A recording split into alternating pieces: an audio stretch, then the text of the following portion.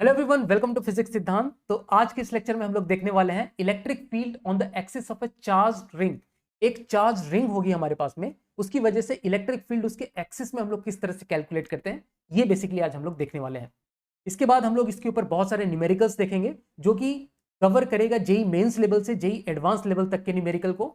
और अगर मैं इसके इंपॉर्टेंस की बात करूं तो this topic is very very very important as far as board is concerned, as far as JEE mains is concerned, as far as JEE advanced is concerned. तो JEE mains, board exam, JEE advanced, NEET, ये सारे exam के लिए this topic is very important because इसमें से हर साल कुछ ना कुछ क्वेश्चन जो है वो फ्रेम किए जाते हैं। अगर मैं पूरे चैप्टर में बात करूं, इलेक्ट्रिक चार्जेस एंड फील्ड्स वाले चैप्टर में बात करूं, तो this topic is the most important topic और इससे हाई प्रोबेबिलिटी रहती है कि इससे क्वेश्चन पूछे जाए। तो स्टार्ट करते हैं हमारा topic electric field on the axis of a charge ring. तो जैसा कि हम लोग देख सकते हैं कि एक मेरे पास में रिंग है, ये suppose this is my ring, और जिसपे suppose Q coulomb of charge है, यूनिफॉर्मली डिस्ट्रीब्यूटेड है। ठीक है, इस तरह से यूनिफॉर्मली डिस्ट्रीब्यूटेड है क्यू कूलम ऑफ चार्ज। अच्छा, अभी इसमें नेक्स्ट जो हम लोग डिफाइन करने वाले हैं लेमडा। अगर हम लोग किसी चीज में लेमडा की बात करते हैं, दैट मीन्स हम लोग लीनियर चार्ज डेंसिटी की बात कर रहे हैं, लीनियर चार्ज चार्ज डेंसिटी की बात कर रहे हैं। अगर हम लोग लेमडा डिफाइन कर रहे हैं, दैट मीन्स हम लोग ये एज्यूम कर रहे हैं कि ये जो मेरी रिंग है वो बहुत पतली रिंग है। ठीक है, उसका थिकनेस इज नेग्लिजिबल। ये जो रिंग है इसका थिकनेस इज नेग्लिजिबल, तभी हम लोग लीनियर चार्ज डेंसिटी की बात कर रहे हैं। ठीक है, तो इसमें जो फिगर है इसमें दिखाया हुआ है कि ये थोड़ा मोटा रिंग है, बट दिस इज वेरी पतला रिंग और इसकी जो थिकनेस है दैट इज नेग्लिजिबल। तो हम लोग इसमें लेमडा को कुछ इस तरह से डिफाइन कर सकते हैं। Lambda is charge per unit length है ना, तो total charge on the ring is suppose Q upon इसका जो total perimeter, total length, charge per unit length, तो total length is 2πr। Suppose इस रिंग की जो रेडियस है, this radius of the ring is r। ठीक है, तो इस तरह से हमने लैम्डा को कैलकुलेट कर लिया। अब मुझे इस पे बताना है कि किसी पॉइंट P, सपोज एक आर्बिट्री पॉइंट P मैं सेलेक्ट कर रहा हूं on the axis of this ring. तो ये जो एक रिंग है, ये जो रिंग दिख रहा है, मैं इसको ऐसा दिखाता हूं। Suppose this is my ring, इस रिंग की वजह से, इस रिंग में जो चार्ज है उसकी वजह से इसके एक्सिस के किसी भी पॉइंट पे हम लोग किस तरह से इलेक्ट्रिक फील्ड फाइंड आउट करते हैं, ये बेसिकली हम लोग देखने वाले हैं।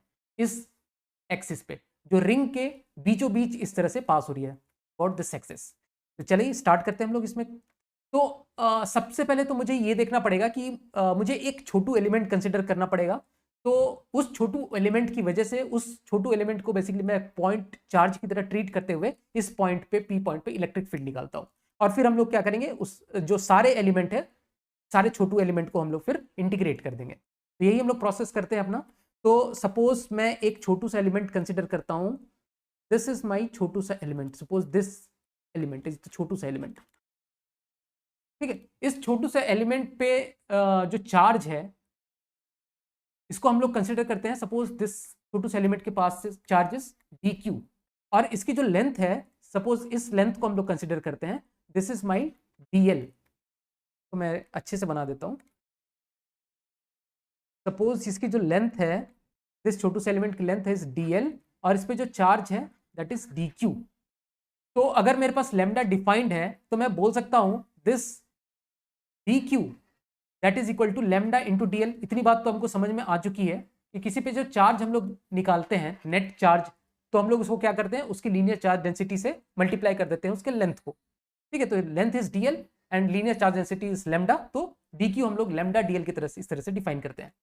अच्छा, इस छोटू से चार्ज की वजह से अगर हम लोग निकालना चाहें पी पॉइंट पे, सपोज इस पी पॉइंट पे मैं निकालना चाहूं, तो पी पॉइंट पे इलेक्ट्रिक फील्ड जो होगी उसकी डायरेक्शन हम लोग देख सकते हैं। इलेक्ट्रिक फील्ड की जो डायरेक्शन होगी इस डायरेक्शन है। सपोज इसकी वजह से, इस छोटू सा चार्ज की वजह से, डी क्यू चार्ज की वजह से, इस electric field is dE, and suppose this angle is theta, तो this angle is also theta. अच्छा, अगर ये जो लेंथ है, इस छोटू से एलिमेंट का पी पॉइंट से जो लेंथ है, suppose this length is r, this length यहां से लेके यहां तक का जो लेंथ है, दिस लेंथ इज आर, तरह से ड्रॉ कर देता हूं। तो हम लोग बोल सकते हैं this dE is nothing but k q by r square, एक पॉइंट चार्ज की वजह से, तो k into q d q that is lambda dl, q is d q ना, अपॉन आर स्क्वायर। चलो भाई, ये भी सही है। अच्छा, अगर हम लोग इसमें ध्यान से देखें तो एक चीज हमें समझ में आएगी कि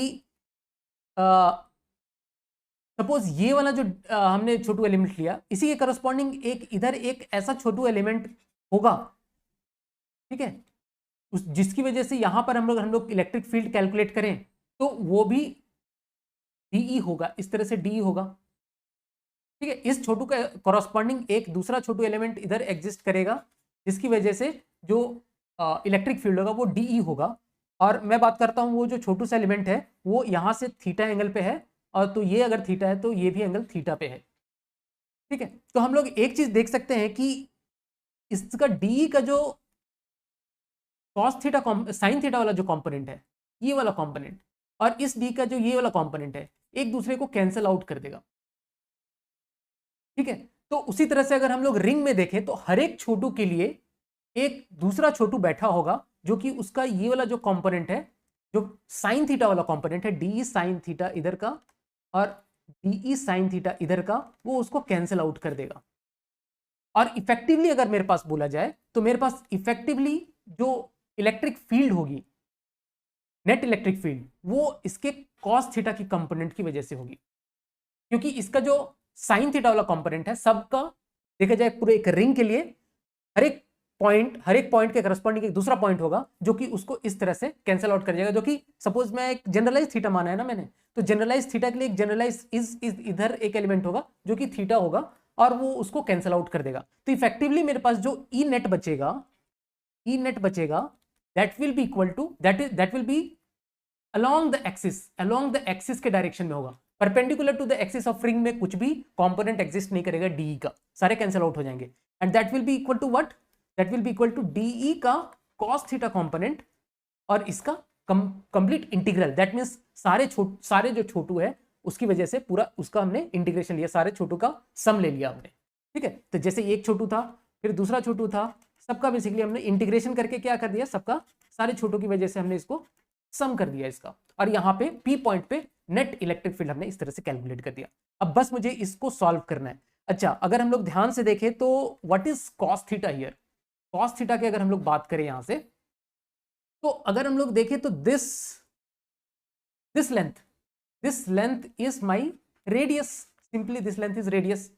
and what is P point suppose जो है मेरे सेंटर से, suppose this is my centre से पी पॉइंट की जो डिस्टेंस है, suppose this is x, centre से पी पॉइंट की डिस्टेंस को हमने एक्स कंसिडर किया। इसको मैं दूसरे पेन से रिप्रेजेंट करता हूं। सेंटर से पी पॉइंट की जो दूरी है that is x, x distance पे हमको एक्सिस पे एक्स डिस्टेंस पे फाइंड आउट करना है, ठीक है। एक्सिस पे एक्स डिस्टेंस पे हमें इलेक्ट्रिक फील्ड कैलकुलेट करना है। तो कॉस थीटा अगर हम लोग ध्यान से देखें तो इस ट्रायंगल में, बाकी चीजों को डिलीट करता हूं तो चीजें क्लियर होंगी। एक बार हम लोग को निकालना है electric field at A distance that is x from the centre of the ring, this is the centre of the ring. तो अगर हम लोग देखें इस ट्रायंगल में, कौन से ट्रायंगल में, suppose this is my A, this is my C and this is P, A C P. In triangle A C P what is my cos theta, तो cos theta is what, X upon are.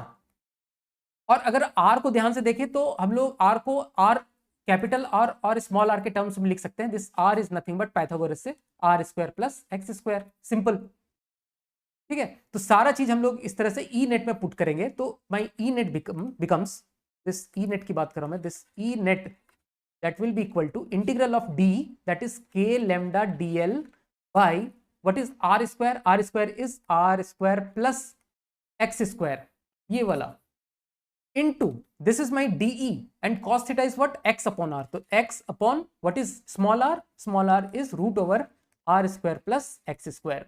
तो this is effectively integral। मैं बात करूं k lambda x, these three are constant, k is constant, lambda is constant, x is also constant। अभी मैं x को very नहीं कर रहा हूं, मैं at a distance x electric field calculate करना चाह रहा हूं। तो this k lambda and x is a constant upon ये नीचे वाला टर्म देखो r square plus x square raise to power 3/2 बन जाएगा, और इनटू डीएल का एक टर्म आएगा, ये वाला छोटू एलिमेंट। अब मुझे छोटू से एलिमेंट को क्या करना है, पूरे रिंग में इंटीग्रेट करना है, पूरे रिंग में। तो वो डीएल कहां से कहां तक वेरी करेगा, 0 से लेके 2 पाई कैपिटल आर, पूरे रिंग के लिए इंटीग्रेट कर दिया, ठीक है। तो ये अगर हम लोग देखें तो इफेक्टिवली मेरे पास ये आ जाएगा, इसको अगर हम लोग सॉल्व करें तो integral k lambda x upon are square plus x square raise to power 3/2, ये सारे के सारे कांस्टेंट हो गए, बाहर निकाल दो इनको। K lambda x upon are square plus x square raise to power 3/2, ये सारे कांस्टेंट हो गए। And integral of dl from 0 to 2 pi r is nothing but 2 pi capital R. Integral dl is l, तो l की limit 0 से 2 pi r तक 2 pi r। And this becomes, अगर हम लोग लैम्डा को पुट करें यहां से q upon 2 pi r, capital Q, that means total charge on the ring, upon 2 pi r से रिप्लेस करें तो ये बन जाएगा k into q x upon q upon 2 pi r put करेंगे 2 pi r into are square plus x square raise to power 3/2, k q हो गया x हो गया इंटू 2 pi r ऊपर वाला टर्म। तो 2 pi r से ये 2 pi r कैंसिल आउट हो जाएगा और ये मेरे पास इफेक्टिवली बचेगा k Q x upon are square plus x square raise to power 3/2। तो this is very important relation कि किसी भी डिस्टेंस x पे जो इलेक्ट्रिक फील्ड हम लोग कैलकुलेट करेंगे on the axis of a ring, on the axis of the ring, किसी भी पॉइंट x पे अगर हम लोग इलेक्ट्रिक फील्ड कैलकुलेट करेंगे तो this value comes out to be K Q x upon are square plus x square whole raise to power 3/2, where capital Q is total charge on the ring. तो इस तरह से हम लोग electric field on the axis of the ring को define करते हैं। अब हम लोग इसमें कुछ इंपॉर्टेंट कंक्लूजन्स की बात करें, कुछ इंपॉर्टेंट ऑब्जर्वेशंस की बात करें, तो जैसा कि हमने देखा था कि ये मेरे पास एक चार्ज रिंग है जिसके ऊपर जो चार्ज है that is capital Q, and किसी डिस्टेंस x पे, suppose this distance is x and radius of this ring is capital R। तो किसी डिस्टेंस x पे जो इलेक्ट्रिक फील्ड है that is defined as E, that is given as k into q into x upon are square plus x square raise to power 3/2। अगर हम लोग बात करें कि इसके डायरेक्शन की, सबसे पहले हम लोग डायरेक्शन की बात करते हैं। तो if this Q is positive तो हम लोग देख सकते हैं इलेक्ट्रिक फील्ड के एक्सप्रेशन से, इलेक्ट्रिक फील्ड के एक्सप्रेशन से देख सकते हैं if this Q is positive, capital Q is positive, charge on the ring is positive, तो दिस इलेक्ट्रिक फील्ड का जो डायरेक्शन है for positive x, for x पॉजिटिव, दिस विल बी पॉजिटिव। तो अगर मेरे पास this is my positive direction, positive x direction, this is my negative direction, तो मैं बोल सकता हूं कि suppose this is my origin, suppose इसको मैंने ऑरिजिन सेलेक्ट किया है, तो किसी भी पॉइंट में for positive x the direction of field will be in this direction, positive direction. ठीक है, किसी भी x के लिए द डायरेक्शन ऑफ किसी भी x के लिए, सपोज इस x की बात करें तो इसमें भी the direction will be in positive direction, field की डायरेक्शन जो है दैट मींस पॉजिटिव डायरेक्शन। और x नेगेटिव के लिए, ठीक है, तो x नेगेटिव के लिए direction of the electric field will be in negative direction. ठीक है, क्योंकि x नेगेटिव हो जाएगा तो इसकी जो डायरेक्शन होगी इस तरफ वो नेगेटिव डायरेक्शन में पॉइंट आउट करेगी। तो ये एक इंपॉर्टेंट रिजल्ट हो गया। अगर यहीं पे मैं बात करूं if my Q is negative, if Q is negative, अगर नेगेटिव Q है मेरे पास में, दैट मीन्स मैं बोल सकता हूं, मैं फिर से लिखता हूं k Q x upon are square plus x square raise to power 3/2, this is my electric field. तो किसी भी पॉइंट P पे हम लोग देखें तो if this Q is negative that electric field is negative. अगर इस डायरेक्शन को मैंने पॉजिटिव लिया है and this direction is negative and this is my centre that is O, या फिर बोल सकते हैं दिस इज माई ऑरिजिन, तो ऑरिजिन से राइट साइड में जो x है दैट इज पॉजिटिव, बट ये जो टर्म है this term will become negative because Q is negative और direction of the field will be opposite direction. ठीक है, और अगर मैं बात करूं फॉर नेगेटिव x, तो नेगेटिव x के लिए Q is negative, x is also negative, that means total this is positive, तो इसमें जो direction of field will be positive direction towards the ring. तो ऐसे भी हम लोग देखते हैं किसी भी चार्ज, कोई भी पॉइंट चार्ज रहता है या फिर कुछ इस तरह का पॉइंट चार्ज रहेगा तो उसमें क्या होता है, अगर पॉइंट चार्ज अगर नेगेटिव है तो फील्ड जो है होगी वो टुवर्ड्स द पॉइंट चार्ज है। ठीक है, यहां से भी देख सकते हैं टुवर्ड्स द पॉइंट चार्ज, और अगर जो point charge is positive then away from the point charge. तो इस तरह से इलेक्ट्रिक फील्ड हम लोग इस तरह से भी देख सकते हैं, बट मैंने इसका जो फॉर्मूला डिराइव किया था उससे हम लोग इसको ऑब्जर्व कर रहे हैं। अच्छा, इसमें अगला ऑब्जर्वेशन की बात करें तो फिर से मैं लिखता हूं E that is equal to के क्यू एक्स। ये चीज दिमाग में तो अब रटा हुआ होना चाहिए दिस फॉर्मूला, बिकॉज ये हर जगह पे आएगा, r square plus x square raise to power 3/2। तो इसको जितना प्रैक्टिस कर लो उतना अच्छा है। अगर मैं बात करूं x इक्वल्स टू 0 पे, that means at the centre of the ring, centre of the ring में इलेक्ट्रिक फील्ड क्या है, तो centre of the ring that means x equals to 0, देख सकता हूं द इलेक्ट्रिक फील्ड इज 0, और ये क्यू चार्ज है, ठीक है। और हम लोग बात करें इंफिनिटी में, suppose x is tending to infinity, अगर x इंफिनिटी को टेंड कर रहा है दैट मींस मैं बोल सकता हूं this term becomes k Q x upon are square plus x square की अगर हम लोग बात करें तो r square plus x square का टर्म क्या हो जाएगा, if x is tending to infinity that means x का जो टर्म है वो r square, x square is very very high compare to R square, तो this R square can be neglected here and this term become X cube, that means ये जो term है this is nothing but K capital Q by X square की तरफ tend कर रहा है if x is tending to infinity, and this term if x tends to infinity becomes 0, तो net electric field will be 0. तो important observation, x equals to 0 पे electric field 0, x equals to infinity पे भी electric field 0, तो यहां भी 0, point O पे भी 0 एंड इंफिनिटी पे भी 0, ठीक है, इंफिनिटी पे जाके इलेक्ट्रिक फील्ड 0, और अगर बात करूं माइनस इंफिनिटी में तो माइनस इंफिनिटी पे भी जाके वो इलेक्ट्रिक फील्ड विल बी 0। तो इस तरह का कुछ अगर हम लोग देखना चाहें कि ग्राफ किस तरह से बन रहा है तो उसको एनालिसिस के लिए ये एक हमारे पास इंपॉर्टेंट ऑब्जर्वेशन आ जाता है, तो हम लोग देखेंगे कि किस तरह से इसका ग्राफ को प्लॉट किया जा सकता है। तो सबसे पहले ये दोनों ऑब्जर्वेशन इज इंपॉर्टेंट कि सेंटर पे 0, इंफिनिटी पे 0 एंड माइनस इंफिनिटी पे भी इलेक्ट्रिक फील्ड इज 0। अच्छा, अगर कुछ ऐसा बात है दैट मीन्स यहां से 0 हो रहा है और फाइनली इलेक्ट्रिक फील्ड यहां भी 0 है, दैट मीन्स इसका कहीं ना कहीं तो कुछ इस तरह का मैक्सिमा बना होगा, कहीं पे एक जगह कहीं पे मैक्सिमा आया होगा। अगर यहां पे भी 0 है, यहां पे भी 0 है, इंफिनिटी में भी जाके 0 हो रहा है, दैट मीन्स इसका ये कहीं ग्राफ ऊपर नीचे हुआ होगा और कहीं पे इसका मैक्सिमा आया होगा।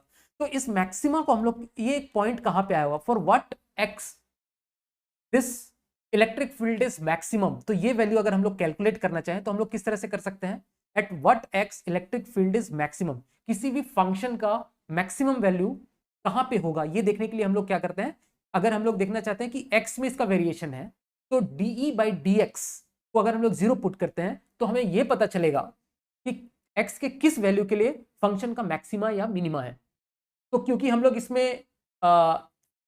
ये तो हमें पता चल चुका है कि इसका जो मिनिमम वैल्यू है दैट इज 0 इस केस में फॉर पॉजिटिव x, अगर हम लोग इस डायरेक्शन में बात करें तो x पॉजिटिव x के लिए हमें कहीं ना कहीं एक मैक्सिमा मिलेगा इस फंक्शन का, तो उस मैक्सिमा वैल्यू को हम लोग फाइंड आउट करना चाहेंगे फॉर x, तो हम लोग को डी बाई डी एक्स को 0 पुट करना पड़ेगा। तो ये हम लोग करके देखते हैं कि कहां पे किस वैल्यू ऑफ x के लिए जो इलेक्ट्रिक फील्ड है that is maximum.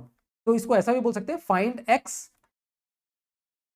For which E is maximum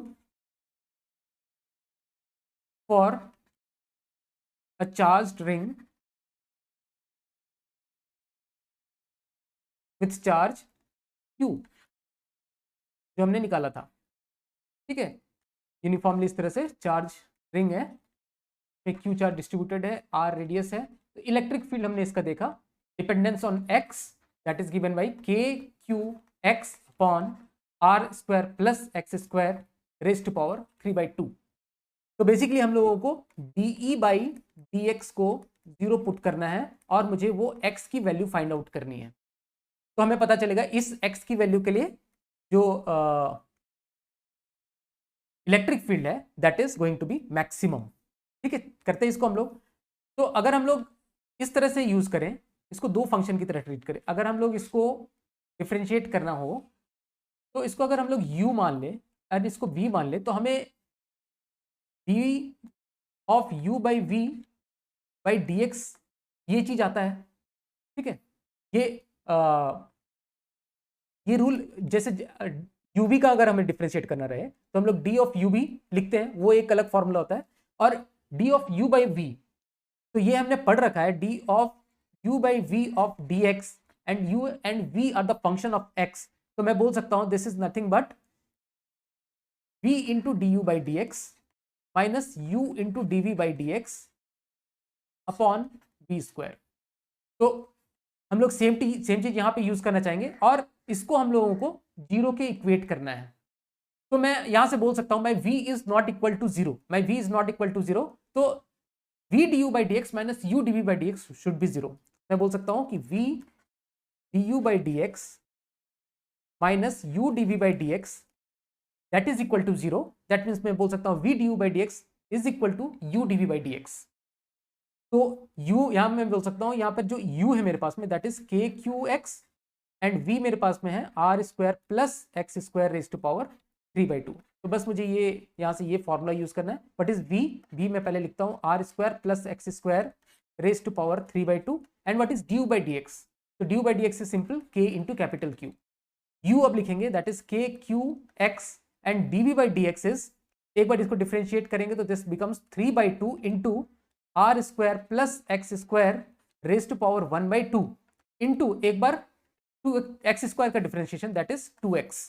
तो यहां से हम लोग देख सकते हैं ये के क्यू से ये के क्यू कट गया और ये हाफ से इसका एक टर्म उड़ा और ये r square plus x square बच गया। ठीक है, क्योंकि 3/2 है तो 1 प्लस 1/2, तो 1 वाला टर्म बच गया, यहाँ पे पावर 1 बच गया। यहां से ये 2 से ये 2 कैंसिल आउट हो गया और इफेक्टिवली मेरे पास बचा r square plus x square that is equal to ये बन जाएगा 3x स्क्वायर। और यहां से मैं बोल सकता हूं कि r square that is equal to 2x square और मैं बोल सकता हूं कि x equals to plus minus r by √2। तो x की दो वैल्यू आई जहां पे मुझे मिनिमा या मैक्सिमा मिल सकता है। तो पॉजिटिव x के लिए मुझे पता है कि पॉजिटिव x का वेरिएशन कहां है, 0 से लेके कहीं तक और फिर बाद में जाके 0 होना है इस फंक्शन को। तो r बाई √2 पे ये मैक्सिमा ही देगा। अगर मैं नेगेटिव x के लिए बात करूंगा तो नेगेटिव x में हमने देखा था कि अगर q is positive, q on the ring is positive, तो वो जो इलेक्ट्रिक फील्ड की वैल्यू है दैट इज नेगेटिव। तो अगर वो नेगेटिव है दैट मीन्स मुझे मिनिमा मिलेगा, क्योंकि नेगेटिव में मैक्सिमा मिल रहा है दैट मीन्स मुझे r by minus r by √2 पे मिनिमा मिलेगा। ठीक है, तो अब इस फंक्शन को अगर हम लोग प्लॉट करना चाहें तो इसको हम लोग x के साथ प्लॉट करते हैं। Suppose this is my x, this is my electric field और हम लोग बात करें क्या for positive q, for q positive electric field अगर हम लोग प्लॉट करें दैट मीन्स हम फंक्शन प्लॉट कर रहे हैं E that is equal to के Q X upon R square plus x square raise to power 3/2, इसको हम लोग प्लॉट कर रहे हैं। तो x इक्वल्स टू 0 पे E इज 0। ठीक है, r बाई √2 पे कहीं पे इसका मैक्सिमा आएगा और r by minus r by √2 पे कहीं पे इसका मिनिमा आएगा। ठीक है, तो इस तरह और x इक्वल्स टू इन्फिनिटी पे ये 0 होने वाला है, x equals to minus infinity पे भी ये 0 होने वाला है। और इस इधर for x positive E is positive, for x negative E is negative. That means x positive के लिए मैं ऊपर वाले क्वाड्रेंट में बनाऊंगा और x नेगेटिव के लिए मैं नीचे वाले क्वाड्रेंट में बनाऊंगा, because E is negative, E negative है फॉर नेगेटिव x। तो इसको हम लोग कुछ इस तरह से प्लॉट कर सकते हैं कि कुछ मैक्सिमम वैल्यू यहाँ पे गया। ठीक है, इस तरह से जाते हुए वो 0 को टेंड किया इन्फिनिटी पे। इसी तरह से यहाँ पे भी हम लोग देख सकते हैं कि यहाँ पे कुछ इस तरह से मैक्सिमा आएगा, इस तरह से मैक्सिमा आया और फिर ये होते हुए 0 को टेंड करा। ठीक है, दोनों सिमेट्रिक ग्राफ होगा, दोनों इस तरह से सिमेट्रिक ग्राफ हमको देखने को मिलेगा, क्योंकि यहाँ से हम लोग देख सकते हैं ये एक सिमेट्रिक रहेगा, बस ई के जो साइन है वो नेगेटिव हो जाएगा फॉर नेगेटिव एक्स। तो इस तरह से इसको हम लोग प्लॉट कर सकते हैं। और ई की मैक्सिमम वैल्यू हम लोग कैसे फाइंड आउट कर सकते हैं, ये मैक्सिमम वैल्यू फाइंड आउट करने के लिए हमें क्या करना पड़ेगा, ई में r बाई √2 पुट करना पड़ेगा। तो ई मैक्सिमा मैं बोल सकता हूँ, ई मैक्सिमा दैट इज एक्स को मुझे r बाई √2 पुट कर देते हैं, r by √2 upon are square plus r square by 2 हो जाएगा ये रेज टू पावर 3/2। तो ये बन जाएगा k Q R by √2 upon ये हो जाएगा 2 + 1 3r स्क्वायर बाई 2, तो 3/2 r स्क्वायर का पावर 3/2। ठीक है, तो ये मेरे पास आ जाएगा k Q R by √2 into, अब ये 3 का अगर हम लोग स्क्वायर रूट ले तो √3 और उसका क्यूब रूट ले तो 3√3 हो गया, दिस बिकम्स 3√3 अपॉन 2 का सेम करेंगे तो दिस बिकम्स 2√2 एंड r के साथ अगर हम करें r स्क्वायर का root that is r and this becomes r cube. तो यहां से इफेक्टिवली मेरे पास ये √2 के कैंसिल आउट कर देगा, ये r से एक r स्क्वायर बन जाएगा और ये जो टर्म है मेरे पास में आ जाएगा ई की मैक्सिमम वैल्यू मैं यहाँ लिख देता हूँ डायरेक्टली, 2k क्यू, आर तो कट गया, अपॉन 3√3 r², 2 ऊपर चला गया, के क्यू अपॉन 3√3 r²। तो इस तरह से हम लोग ई मैक्सिमम की वैल्यू भी कैलकुलेट कर सकते हैं, जो कि r/√2 पे होगा। अब हम लोग इसके ऊपर कुछ न्यूमेरिकल्स देख लेते हैं। तो सपोज मेरे पास एक रिंग है, जैसा कि हमने अभी कंसिडर किया था, जो कि यूनिफॉर्मली चार्ज है इस तरह से, जिसपे टोटल चार्जेस कैपिटल क्यू, एक रिंग पे total charges Q which is uniformly distributed, जिसका कि रेडियस इज कैपिटल आर, अब इस रिंग के सेंटर में हम लोग क्या करते हैं, एक चार्ज रखते हैं दैट इज -q, और जिसका कि मास है दैट इज स्मॉल m। एक चार्ज है जिसका कि चार्ज दैट इज गिवन, एक नेगेटिव चार्ज है -q और मास इज स्मॉल m। अब इस चार्ज को हम लोगों ने स्लाइटली डिस्प्लेस कर दिया फ्रॉम इट्स ओरिजिन में रखा हुआ था, उसको स्लाइटली ऐसे डिस्प्लेस करके छोड़ दिया, स्लाइटली डिस्प्लेस्ड एंड रिलीज्ड। हमें बताना है कि इसका जो चार्ज है, उस चार्ज का जो ऑसिलेशन होगा उसका टाइम पीरियड क्या होगा। तो सबसे पहले तो ये देखते हैं कि क्या इसका ऑसिलेशन होगा, फिर हम लोग उसके बाद उसके टाइम पीरियड की बात करते हैं। अगर हमने इसको स्लाइटली डिस्प्लेस कर दिया तो हमें यह पता है कि जो फोर्स लगेगा, किसी भी चार्ज पे जो फोर्स होता है दैट इज चार्ज इनटू इसका इलेक्ट्रिक फील्ड, उस पे इलेक्ट्रिक फील्ड कितना है उस प्लेस पे। ठीक है, तो इस तरह से हम लोग फोर्स डिफाइन करते हैं ऑन एनी चार्ज क्यू। अच्छा, अभी अगर हम लोग बात करें स्लाइटली डिस्प्लेस, अगर हमने किया इस चार्ज को, -q चार्ज को x डिस्प्लेस किया, सपोज ओरिजिन से हमने इसको सपोज x डिस्प्लेस किया, x, तो इस पे जो इलेक्ट्रिक फील्ड होगी वो कितनी लिखी जाएगी, that is equal to k into q into x divided by r² plus x² raise to power 3/2। ये इलेक्ट्रिक फील्ड होगी x डिस्टेंस पे। ठीक है, अब इलेक्ट्रिक फील्ड अगर ये है तो इलेक्ट्रिक फील्ड की जो डायरेक्शन होगी वो आउटवर्ड, रेडियली आउटवर्ड होगी, क्योंकि इलेक्ट्रिक फील्ड तो चार्ज ऑन द रिंग की वजह से है। ठीक है, अब हम लोग देखेंगे कि फोर्स जो होगा उस पॉइंट चार्ज, जो भी क्यू चार्ज है, -q चार्ज है, उस पर जो फोर्स अगर लिखा जाएगा that will be equal to what, बस इस चार्ज को हमको मल्टीप्लाई कर देना है, एंड चार्ज इज -q, तो हम लोग लिख सकते हैं -kqx, क्यू यहां से हटाना पड़ेगा, this is kq capital Q x upon r² plus x² raise to power 3/2। हमने क्या किया कि चार्ज को मल्टीप्लाई कर दिया इलेक्ट्रिक फील्ड से, और क्योंकि चार्ज नेगेटिव था इसलिए फोर्स जो है वो नेगेटिव आ गया, that means inwards, radially inwards, जो एक्सिस होगा उसके इनवर्ड डायरेक्शन में।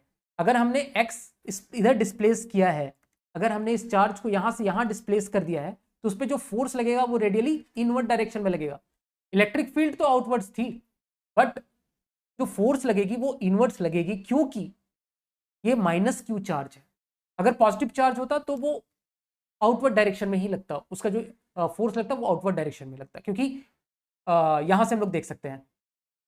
ठीक है, तो अगर हम लोग बात करें फोर्स की तो इस तरह से हम लोग लिख सकते हैं। अब बोला गया इसमें slightly displaced, that means x is tending to 0, x is tending to 0 पे अगर हम लोग देखें, अगर x टेंड टू 0 कर रहा है तो r² प्लस x² को हम लोग अप्रोक्सीमेटली लिख सकते हैं r², because x is tending to 0। तो फोर्स को मैं लिख सकता हूं यहां से -kqq x upon r² raise to power 3/2, that is r³। तो ये मेरे पास में फोर्स आ गया। ठीक है, अब अगर ये फोर्स है तो इस फोर्स को अगर देखा जाए तो k/q/r³ तो एक कांस्टेंट है, और x, दैट मींस बोल सकता हूं कि F is directly proportional to displacement from mean position. तो अभी हमें कुछ तो बात समझ में आ रही है कि ये ऑसिलेशंस को, लगभग कुछ ऑसिलेशंस को फॉलो कर रहा है ये ऑसिलेशन रूल, कुछ तो इसमें ऑसिलेशन है। और ये नेगेटिव साइन जो आ गया, दैट मींस नेगेटिव साइन में, दैट मींस ये काइंड ऑफ रिस्टोरिंग फोर्स है। और जहां पे हमें पता है कि अगर एक रिस्टोरिंग फोर्स एक्ट कर रहा है तो वहां पे कुछ तो ऑसिलेशन होगा। और फिर हमने देखा था कि उसका जो टाइम पीरियड है हम लोग कैसे कैलकुलेट करते हैं, तो हम लोग इसको कंपेयर करेंगे। अगर ये फोर्स है तो एक्सेलरेशन को हम लोग लिख सकते हैं -kqq/m, फोर्स में मैंने मास डिवाइड कर दिया, तो ये मेरे पास एक्सेलरेशन आ गया। और एक्सेलरेशन हमें पता है माइनस ओमेगा स्क्वायर एक्स, इस तरह से हम लोग लिखते थे एसएचएम के केस में, ठीक है। अगर ये चीज है तो इस दोनों को कंपेयर करेंगे तो ओमेगा जो मेरे पास में निकल के जो आ जाएगा, that omega will be equal to root over k q pi q लिखा रहा है बार बार, दिस इज के q into q divided by m r cube, this is my omega, ठीक है। अगर ओमेगा ये है तो टाइम पीरियड क्या हो जाएगा 2 पाई बाई ओमेगा, और यहां से मैं टाइम पीरियड निकाल सकता हूं 2 pi root over m r cube by के क्यू क्यू, फिर से फाई हो गया, फाई दिस इज क्यू, एक बार जो आदत हो जाती है ना वो, ठीक है। तो ये मेरे पास इस तरह से हम लोग टाइम पीरियड कैलकुलेट कर सकते हैं। अब हमारे पास नेक्स्ट क्वेश्चन में दिया हुआ है एक किसी तरह का रिंग है जो कि क्यू चार्ज है, यूनिफॉर्मली क्यू चार्ज है, जैसा कि हमारे पास कंडीशन है, और इसकी जो रेडियस है that is capital R, ring की रेडियस इज कैपिटल आर। अब इसमें क्या रखा हुआ है, एक infinite semi infinite rod, basically एक सेमी इन्फानाइट रॉड इस तरह से रखा हुआ है, ठीक है। This is my semi infinite rod, हम लोग देख सकते हैं। और इसके ऊपर जो चार्ज डेंसिटी है that is linear charge density, that is lambda coulomb per metre. तो यहाँ ओरिजिन से रखा हुआ है यहाँ पे, और ये प्लस इन्फिनिटी तक इस तरह से रॉड एक्सटेंडेड है। और इस रॉड को हम लोगों को क्योंकि लैम्डा दिया हुआ है लीनियर चार्ज डेंसिटी के टर्म्स में हम लोग बात करें, दैट मीन्स ये जो रॉड है this rod will be considered for 1D rod की तरह कंसिडर करना पड़ेगा, एक थिन रॉड की तरह कंसिडर करना पड़ेगा, और या फिर हम लोग बोल सकते हैं थिन वायर भी है, ठीक है। तो इस तरह से रखा हुआ है जिसके ऊपर लैम्डा कूलम पर मीटर, एक रॉड है जिसपे charge density linear charge density that is lambda coulomb per metre, जो कि सेंटर ऑफ द रिंग से इस तरह से रखा हुआ है और प्लस इन्फिनिटी तक रखा हुआ है। और एक रिंग है जिसका कि सेंटर ये ओरिजिन है, जिसमें कि q charge, capital Q charge uniformly distributed है। अब मुझे पूछा गया है find out the force on the rod due to the ring. इस रिंग की वजह से इस रॉड में कितना फोर्स लग रहा है बेसिकली वो हमको कैलकुलेट करना है। तो इसमें हम लोग दो मेथड देखेंगे। एक तो मेथड जो रहेगा वो बिल्कुल बेसिक्स को समझते हुए एक मेथड हम लोग यूज करेंगे इसमें, और जो दूसरा मेथड रहेगा that will B smart approach. तो पहले तो हम लोग इस पे कैलकुलेशंस करके देख लेते हैं, थोड़ा हम लोग हैंड्स ऑन एक्सपीरियंस इसको लेते हैं कि किस तरह से हम लोग इसको सॉल्व करते हैं, ठीक है।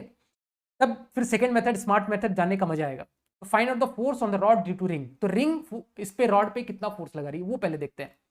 अगर हम लोग यहां से ओरिजिन से x डिस्टेंस पे एक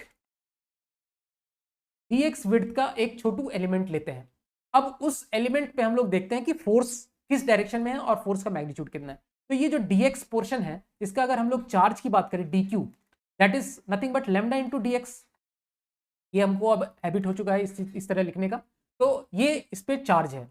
अब इस चार्ज पे जो रिंग फोर्स लगाएगी दैट विल बी df, अगर हम लोग बोले तो that df is equal to e at x into dq, q into E होता है ना, q इंटू ई, तो dq और इंटू ई, और किस डिस्टेंस पे, एट डिस्टेंस x। तो एट डिस्टेंस x पे electric field on the axis of the ring ये क्या हो जाता है, k q x upon r square plus x square raise to power 3/2, and what is dq, dq is lambda dx। तो this is df force, और वो किस direction में है, वो इस डायरेक्शन में है, दिस इज माय df। और इसी तरह से हर एक एलिमेंट पे जो फोर्स लगेगा वो पॉजिटिव x एक्सिस के डायरेक्शन में इस तरह से लगेगा। अगर मैं इसको x बोलता हूं तो पॉजिटिव x डायरेक्शन में, तो हम लोग सबका सम कर सकते हैं, एक डायरेक्शन में हम लोग सबको इस तरह से जोड़ सकते हैं। तो हम लोग इसको जो टोटल फोर्स निकालना होगा वो निकालने के लिए बेसिकली हम लोग इसको इंटीग्रेट कर देंगे, और x की लिमिट कहां से कहां तक जाएगी, फ्रॉम 0 से लेके इंफिनिटी। तो इस तरह से हम इसको सॉल्व करेंगे अभी। अच्छा, इसको सॉल्व करते हैं। तो के क्यू लेमडा ये तो कांस्टेंट है, के क्यू लेमडा इज कांस्टेंट, अंदर डाल देते हैं x dx बचा है upon r square plus x square raise to power 3/2, limit from 0 to infinity.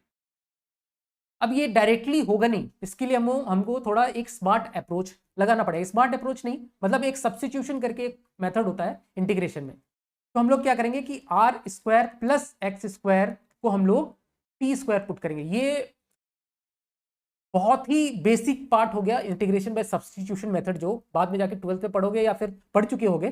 तो इंटीग्रेशन बाय सब्स्टिट्यूशन में ये बहुत ही बेसिक, ये बार बार हम लोग इस तरह के सब्स्टिट्यूशन का जो केस लेते हैं, तो इस तरह का चीजें, इस तरह की चीजें हम लोगों को बार बार करनी पड़ती है।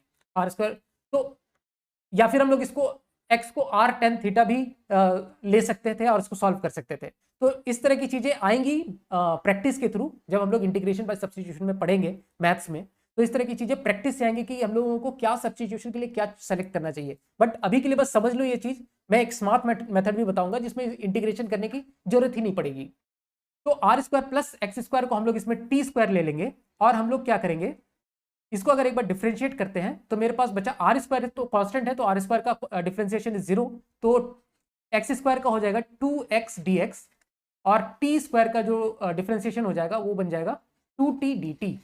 तो यहां से 2 से 2 कैंसिल हो जाएगा और मेरे पास बचेगा x dx that is equal to t dt। तो ये एक रिलेशन हो गया मेरे पास में। दूसरा, अब मैंने क्या किया कि x जो अपना वेरिएबल था x, उससे मैंने t वेरिएबल में शिफ्ट किया अपने अपने इंटीग्रेशन को। तो जो भी लिमिट है मेरे पास में, जो भी लिमिट है वो भी चेंज होगी, क्योंकि वेरिएबल चेंज हो गया। पहले x की लिमिट थी 0 से इंफिनिटी, तो अब t की लिमिट भी मुझे चेंज करनी पड़ेगी। तो t की लिमिट, अगर x was 0, initially x was 0, lower limit की बात कर रहा हूं, तो x वाज 0, तो t was what, t is equal to r। यहां से देखो x को 0 पुट किया तो t इक्वल्स टू r आ गया। तो t की जो लोअर लिमिट है दैट इज r। t की अपर लिमिट की बात करूं, x जब इनफाइनाइट था तो t इज ऑल्सो इन्फिनिटी, तो t is equals to infinity. That means t की जो लिमिट हो गई वो goes from r to infinity. बस मुझे बस इसको मैं फिर आगे यहां से सॉल्व करता हूं मैं। तो ये बन जाएगा k q lambda integration from r to infinity x dx को मैं लिख सकता हूं t dt अपॉन नीचे वाला जो टर्म है r square plus x square raise to power 3/2। तो r square plus x square is t square raise to power 3/2 is t cube. This is effectively, देखो कितना आसान हो गया, this simply becomes t square. T raise to power -2 का integration करना है तो वो तो काफी सिंपल हो गया, that this becomes -1 upon t and limit is from r to infinity. तो this term becomes k q lambda, infinity रखने पे ये टर्म 0 और minus minus plus 1 upon r। तो this term becomes k q lambda by r। तो इस तरह से हम लोग इसको कैलकुलेट कर सकते हैं कि फाइंड आउट द फोर्स बोला गया था ना, force on the rod due to ring. तो this is the total force जो कि रिंग रॉड पे लगा रही है।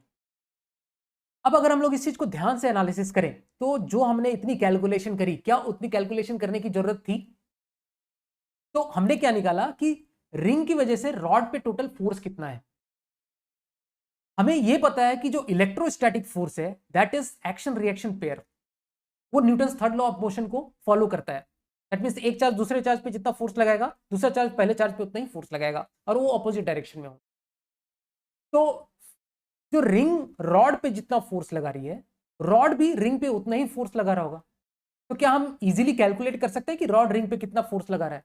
तो हाँ, बिल्कुल कर सकते हैं। तो हमें अगर एक ये चीज पता है कि ये बेसिकली क्या है, एक सेमी इनफाइनाइट रॉड है। अगर हम लोग यहां से देखें, ये ओरिजिन है, तो ये जो जा रहा है ये इन्फिनिटी को टेंड कर रहा है। ये जो रॉड की जो लेंथ है वो एक डायरेक्शन में इन्फिनिटी को टेंड कर रही है। तो कुछ ऐसा कंडीशन हमने ऑलरेडी पढ़ रखा है। एक सेमी इनफाइनाइट रॉड है, एक सेमी इनफाइनाइट रॉड है, ये जो लेंथ है दिस गोज टू इन्फिनिटी, ठीक है, ये कंटिन्यूज टू इन्फिनिटी, ठीक है। तो इसकी वजह से अगर हम लोग किसी पॉइंट, सपोज यहां से डिस्टेंस आर पे बात करते हैं, कैपिटल आर पे अगर कहीं हमको निकालना इलेक्ट्रिक फील्ड, इसकी वजह से, जो कि लीनियर चार्ज डेंसिटी सपोज इसकी लैम्डा है, इस रॉड की linear charge density is lambda, तो हम लोग बोल सकते हैं सिंपली यहाँ पे जो इलेक्ट्रिक फील्ड होगी उसकी एक तो परपेंडिकुलर डायरेक्शन में that will be equal to k lambda by r, और एक इस डायरेक्शन में होगी के लैम्डा बाई आर। तो ये चीज हमें पता है, ये रिलेशन हमें पता है, क्योंकि ऑलरेडी हमने देख रखा है। जो k lambda by r sine theta 1 sine theta 2 के टर्म्स में बात कर देते, तो एक थीटा 1 जो हो जाएगा दैट विल बी π/2, ये जो है ये π/2 को अप्रोच करेगा ये लगभग, ठीक है। This theta will become π/2 and नीचे वाला थीटा विल बिकम 0। तो sine theta 1 plus sine theta 2 वाला जो टर्म आता था उसमें एक टर्म जीरो हो जाएगा और वो इफेक्टिवली के लैम्डा बाई आर आ जाएगा। तो इस तरह से हम लोग इसको दो कंपोनेंट जो पैरेलल और परपेंडिकुलर कंपोनेंट है वो k lambda by r at a distance r from the rod, इस तरह से हमने ऑलरेडी कैलकुलेट कर रखा था। ठीक है, ये चीज नहीं पता तो वो लेक्चर देख लो, तो ये चीज इजीली कैलकुलेट हमने करके रखा है, ये सारी चीजें कैलकुलेशन हमने करके रखा हुआ है। और ये रिलेशन काफी इंपॉर्टेंट रिलेशन है, ये याद रहना चाहिए। तो ये चीज हमें पता चल चुका है कि ये के लैम्डा बाई आर एक सेमी इनफाइनाइट जो रॉड है with linear charge density lambda, ये इस पे इतना इलेक्ट्रिक फील्ड इसकी वजह से यहाँ पे है के लैम्डा बाई आर। तो इस पॉइंट पे अगर हम लोग बात करें तो इस पॉइंट पे हो जाएगा this is K lambda by are and इस डायरेक्शन में हो जाएगा के लैम्डा बाई आर। उसी तरह हर एक पॉइंट पे हम लोग निकाल सकते हैं। इस पॉइंट पे अगर हम लोग बात करें तो इस पॉइंट पे एक जो फोर्स है वो इस डायरेक्शन में है और एक फोर्स जो है वो के लैम्डा, सॉरी फोर्स नहीं, इलेक्ट्रिक फील्ड है, वो एक के लैम्डा बाई आर है और के लैम्डा बाई आर है इलेक्ट्रिक फील्ड। उसी तरह से हम लोग हर एक पॉइंट के लिए निकाल सकते हैं। ठीक है, ये आउट ऑफ द प्लेन आएगा एक कंपोनेंट और इसका इधर आएगा। तो हम लोग देखते हैं कि ये वाला जो कंपोनेंट है सबका, ये इस इधर इधर जाएगा और एक इनसाइड द प्लेन ये क्रॉस में आ जाएगा। तो ये वाला जो कंपोनेंट है सबका, ये वाला जो कंपोनेंट है, ये वाला जो कंपोनेंट है वो कैंसिल आउट हो जाता है और जो इफेक्टिवली जो कंपोनेंट बचता है वो सिर्फ ये वाला कंपोनेंट बचेगा इलेक्ट्रिक फील्ड का नेट रिंग पे। ठीक है, जैसे हम लोग देख सकते हैं ये जो के लैम्डा बाई आर है ना, अगर देखो ध्यान से तो ये k lambda by r cancel out कर देगा इस के लैम्डा बाई आर को। उसी तरह से सारे कंपोनेंट, इसका ये कंपोनेंट इसका ये कंपोनेंट को कैंसिल आउट करेगा, बिकॉज एक जो है वो यहाँ पर एक जो है वो आउट ऑफ द प्लेन आ रहा है, यहाँ पे डॉट है, और यहाँ पे एक जो कंपोनेंट है वो क्रॉस में जाएगा इसका एक कंपोनेंट, तो वो एक दूसरे को कैंसिल आउट कर देगा। तो इस तरह से ये वाले जो टर्म है वो कैंसिल आउट कर जाएंगे और जो एक्स डायरेक्शन में, नेगेटिव एक्स डायरेक्शन में जो कंपोनेंट है इलेक्ट्रिक फील्ड का वो वही बस रह जाएगा। ठीक है, तो वो टोटल कितना हो जाएगा के लैम्डा बाई आर, और वो टोटल फोर्स कितना लगाएगा k lambda by are into total charge q on the ring. तब हर एक पॉइंट पे के लैम्डा बाई आर है, उसको पूरे के लिए अगर हम लोग इंटीग्रेट कर दें पूरे रिंग के लिए तो वो टोटल उस पे पूरे रिंग पे जो चार्ज है दैट इज कैपिटल क्यू, और हर जगह पे के लैम्डा बाई आर है, तो K lambda by are into capital Q that is the total force. तो this is the force which rod is applying on the ring. तो ring जितना rod पे अप्लाई कर रहा है, रॉड भी रिंग पे उतना ही अप्लाई कर रहा है, बट एक ही डिफरेंस है दोनों में, the force are equal and opposite because of action reaction pair. तो इस तरह का जो कॉन्सेप्ट है हम लोगों को इस तरह के क्वेश्चन में इस तरह का अप्रोच बेसिकली हम लोगों को फॉलो करना चाहिए, क्योंकि कभी कभी एक की वजह से दूसरे पे फोर्स निकालना टफ हो सकता है, बट दूसरे की वजह से देख लो कि क्या तुम पहले पे फोर्स निकाल पा रहे हो। अगर एक्शन रिएक्शन पेयर है तो इलेक्ट्रोस्टैटिक फोर्स में इस तरह का हम लोग काम कर सकते हैं। अब जो हमारे पास नेक्स्ट प्रॉब्लम है that is very good problem, बहुत अच्छे लेवल का प्रॉब्लम है, तो इसको ध्यान से समझो। एक सेम वही हमारे पास एक रिंग है, सर्कुलर रिंग है इस तरह से, जिसपे कि यूनिफॉर्म चार्ज डिस्ट्रीब्यूशन इस तरह से positive and this value is Q, total charge is Q on the ring, और जो रिंग की जो रेडियस है that is capital are suppose.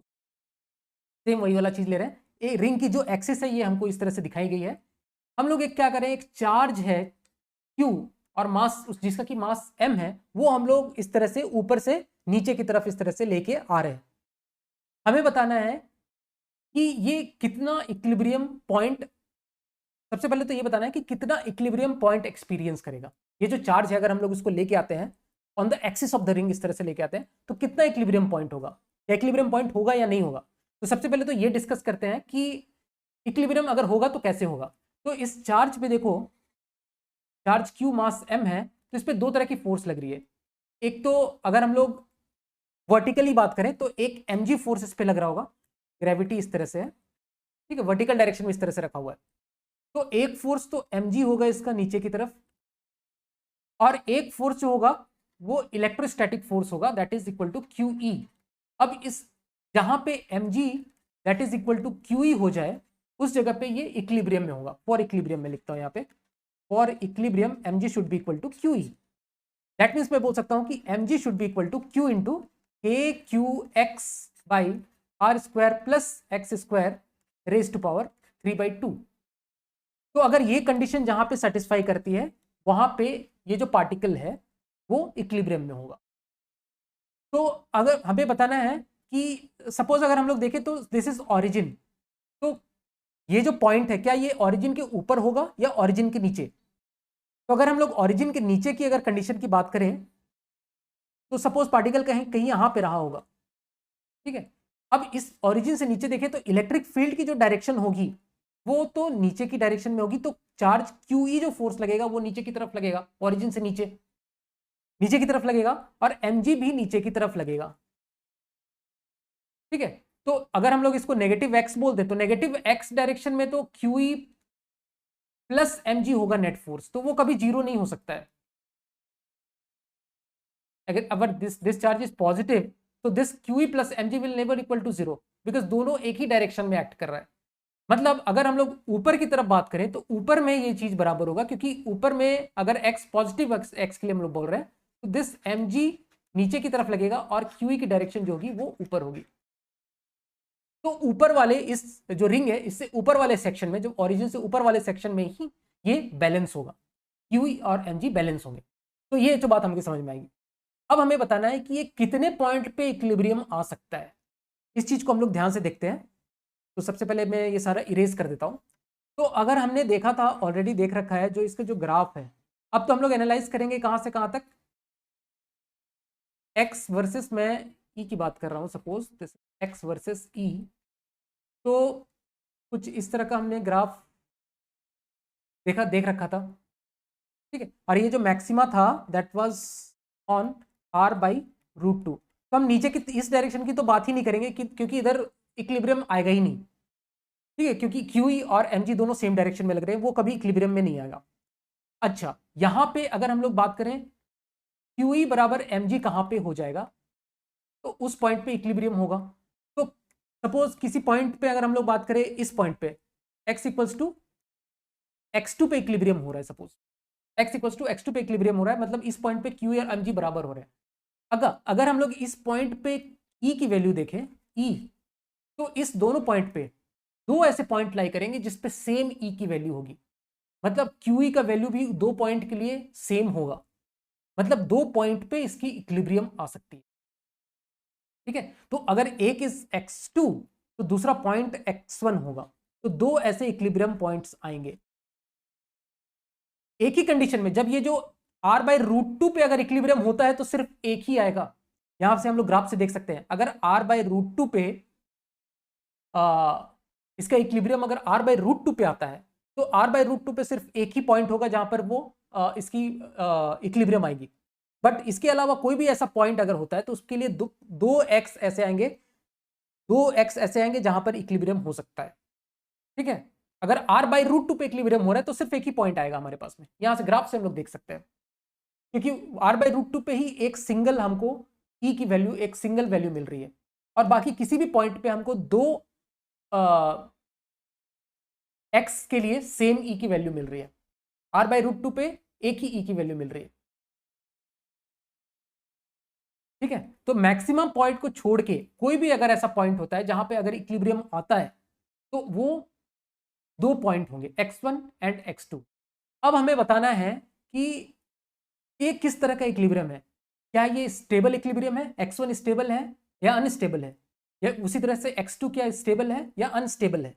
तो वो चीज हम लोग चेक करते हैं। तो बेसिकली क्वेश्चन यहीं पे है कि हमें बताना है कि कौन सा स्टेबल इक्विलिब्रियम है और कौन सा अनस्टेबल इक्विलिब्रियम है।